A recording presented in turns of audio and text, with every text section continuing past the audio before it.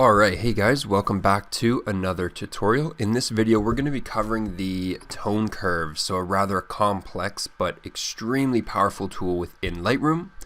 If you know me on TikTok, I tried covering this within the 1 minute time limit, and it's just too advanced, I think, to cover in such a short amount of time.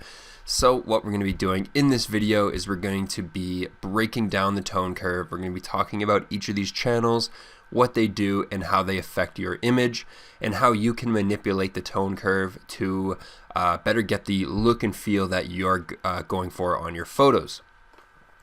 So the tone curve is essentially where a lot of people get their the main colors, the base colors of their scene, whether they're adding some blues to the shadows or some reds to the shadows or removing specific colors. A lot of that can be done within the tone curve here. So to get started, when you're looking at the tone curve here, you've got a few options up here. These are your adjustments, and you've got your graph where you'll be making most of your points and adjustments to your image. Now behind your graph here, you've got in your graph, I should say, you've got your graph here. In your graph, you've got your graph. That makes total sense. Anyways, this graph here mimics what you've got up here, basically saying that on the left side here, just like we talked about up here, you've got your shadows, and here you've got your highlights. And it kind of works on this diagonal pattern here. So you can think of it as your full blacks down here and your full whites up here. And this graph in the background here corresponds to the values in your image, and as you make adjustments to here, you'll see that it won't change. But if you make adjustments up here, I just want to do this so you can see, you'll notice that there it is. Yeah, the graph is changing in real time to adjust and reflect this graph up here and your new values. So I'm just going to hit Control Z to undo these. So don't really need them. Let's go back to about there. All right. So our tone curve. Now, the basic tone curve that you're going to be seeing when you watch a lot of tutorials is what's called the S curve. So along this straight line here, you can actually place your own points by clicking, and you can drag those around. You can place as many points as you want. There is no limit to it, so you can fine-tune specific areas along your image. So when you're looking at this tone curve, you want to think of it as this side here is black, this is white, and right in the middle is your gray. So when I pulled this out, I'm technically pulling the grays down towards the blacks. So what we're going to do is just create our basic S curve, the most basic tone curve that you'll see, where you've got 3 points, one in the middle. I don't know what that was, but one in the middle. You've got one on your highlights, which you'll move up, and you have one on your shadows, which you'll move down. Now this is your basic tone curve, adds a lot of contrast, and as you can see, you might have to come back up here and adjust some values depending on your tone curve, just so you don't lose too much detail, because this can hide quite a bit of detail. Now, when you see people doing looks like that faded black look that you see in the vintage cinema kind of style, we talked briefly about that being done here. But you also achieve that faded look by actually cutting at these blacks. So you can bring this up like this, and you can see it's fading our shadows. So essentially what this is doing, now this here right in the corner here is pure black. So that is telling us our scene that we can have pure black in the shadows.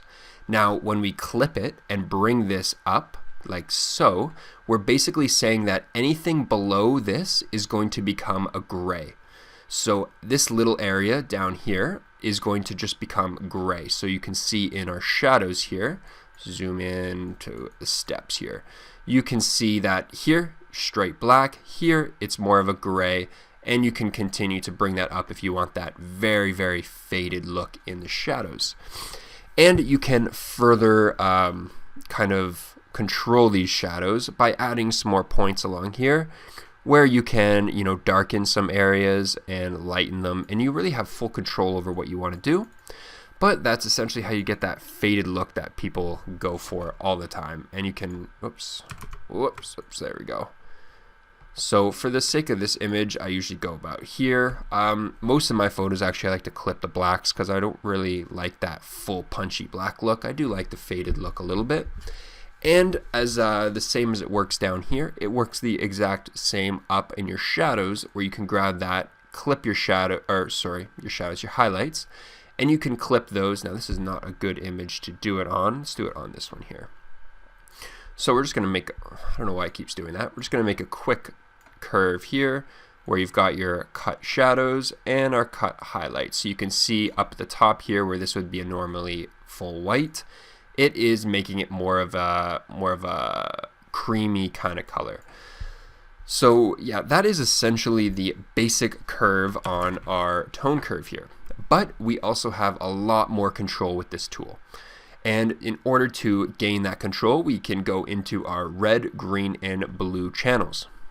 So how do these work? These work just like pixels on your screen. We have separate channels. Each pixel on your screen essentially has the ability to go red, green, and blue, and a combination of those to make separate colors. So within these channels, you can now see that we have full control over our red channel, where we can make things more red or turn it towards the green cyan kind of color down here. Now this is actually in the newer update of Lightroom. The older versions don't have this toned graph. So I found the newer version very, very helpful because you can see exactly which side you want to pull the values to. So if I grab this and pull it to the red, you're going to see that it's going to be a little bit of a pinkish color. And if we grab it to the other side, you're going to see it go blue. Same with the greens here. And if you just double click on this, it'll go away. Same with our greens. If you move it up to here, it'll go green, here towards the purple. And we have finally our blues, which is more of a blue sky color, not as, keep in mind the difference between moving the red channel and the blue channel. The red channel made a cyan color, as the blue channel made more of a punchier sort of ocean blue. And if we move in the opposite direction, we'll get those yellow tones. Now you can also combine these colors just like you saw. Say we want to get some red in here. Maybe we want to, there we've got a little bit of orange. We can come back up. If we push this up, we get our purples. Maybe you don't want purple. We can push the greens up too to kind of balance that out. Or you can bring them down if you want to go completely into that color space. So we have quite a bit of control here. Now, how you would essentially use this tone curve personally, I like to do a rather simple S-curve and use these individual channels to fine-tune colors. Now, what do I mean by fine-tuning colors? I mean that I'm going to be adding a very, very minuscule adjustment to specific points in my image. So, for example, I'm just going to bring up the exposure here so we can kind of see what's going on. So, for example, say I want to add a little bit of reds just to the shadows of this image, and that is it. What we can do is we can add a couple points along this line here, so maybe one here, and one here, and one here. And we're going to grab just down here, remember, on our left side here is our shadows, and our right side is our highlights. We're going to grab just down here and bring it to the red, just a little bit like so. And you can already see, if we this here toggles your adjustments. If we toggle it off, you can see the difference. And if we toggle it on, you can see there's a little bit of red coming out on the shadows on her leg and in here in the sand. Now you can also do the same. Say you want to add some blues to the highlights. You can just add some points along here. Just make sure these are relatively standard, like keep that center because we don't want to affect our midtones. And we can add a point up here and just drag that up ever so slightly or drag it down, and you can see it's affecting the color in the sky, but it's very minuscule, so you can kind of use this to fine-tune specific colors. If you find that anything is adjusting down here, how this tone curve kind of works is, say you make an adjustment at the top, it's going to try and even it out at the bottom. So you can see it's kind of trying to create its own S-curve. To fix this, you're going to have to manually add a point and just bring that back to the center line here. Now, that's usually how I work through it. You can, of course, have that S-curve. I saw Peter McKinnon actually did a video where he spoke about doing a complete S-curve within each of these three channels. So he did something that looked like this. Same with our green channel, and same with our red channel. Now, personally, I thought that this kind of brings it back into the standard color space, but it does add some variation in the colors, as you can't perfectly line these up with each other. They will always be slightly different. But this one here you can kind of think of as your main control when controlling just the brightness of the colors. So you've got some fine tuning here. Now, aside from these 4 options, if we look to our left, we have another option which basically allows you to have even finer control over each of these values. So as you hover over, you can kind of see these bulging areas. They kind of look like a graph you might see on a Wealthsimple bank account, where they show you the range you can end up in within 40 years. It's kind of what it looks like. But what this is telling us, so say we go down to our highlights, it's telling us that if we move it all the way to the right, it's going to push this all the way to the top of that bubble. So we can do that. And if we move it to the left, it will vice versa, push it to the bottom of the bubble.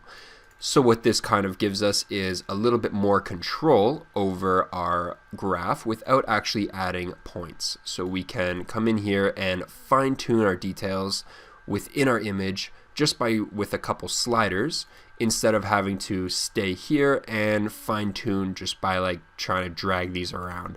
So it just gives you another level of control to be able to manipulate the colors and the brightness of certain aspects of your image. Now these down here, they don't really do much actually, but they just kind of make the ranges a little bit different. So if you move it, you can kind of see it's adjusting the highlight range. These are very subtle, so again, what I would do is even leave them on default. So we're just going to Control Z to get these back to default. I would adjust these, and then if you feel like you want to adjust these, you can, but you can see the graph moving very, very, very slightly, because the changes that sliding these values here make are rather minuscule. So with that said, we're going to go back into here and we're going to talk about the different types of point curve. So we have it set to custom, but we can also go back to linear, which will just reset it to linear. We can go to medium contrast, which is basically a pre-saved preset within Lightroom that's just going to add a curve to your image. Now it's not going to be affecting the red, green, and blue channel. This is strictly going to be affecting your overall adjustment tab here. Now we can also go to strong contrast, which is just going to make an even more sort of permanent S-curve. And personally though, I like to leave it on linear and add my own adjustments, so it says custom, and go from there. Now this is definitely a tool where you're going to have to be sitting here and kind of playing with it to get those specific colors that you like, but that's all part of it, which is fine, because we also have a feature here called snapshot that I'm going to be showing you right now how you can use if you want to adjust, basically spend some time kind of adjusting your tone curve. So say you want to do something like this to your image. Maybe you like these colors and you want to save them out, but you don't want to save a preset. You want to just save just these settings. So we're just going to hit the plus on create snapshot and we'll hit create. Now say we go in here and we want to add some greens to our shadows, maybe add some blues to our highlights. Honestly, I'm totally messing up this image, but this is just strictly for tutorial sakes. And we can just add another snapshot. So we'll create that. And we can now go back and forth between the two. And they're not saved presets. They're just saved kind of screenshots of your settings. So you can make further adjustments if you would like. Say you like one set of settings, you can save a snapshot, adjust them. Maybe you feel like you're messing them up a little bit, you can always go back, and it just kind of creates a non-destructive workflow within the tone curve or within your settings completely, because this actually works with all of your settings, but you can use it if you want to fine-tune the tone curve, because I find the tone curve takes the most time to understand and learn. But at the end of the day, guys, you're just going to have to find an image and start messing with it to kind of develop different color palettes and different tones within that image to get the desired look and effect that you want.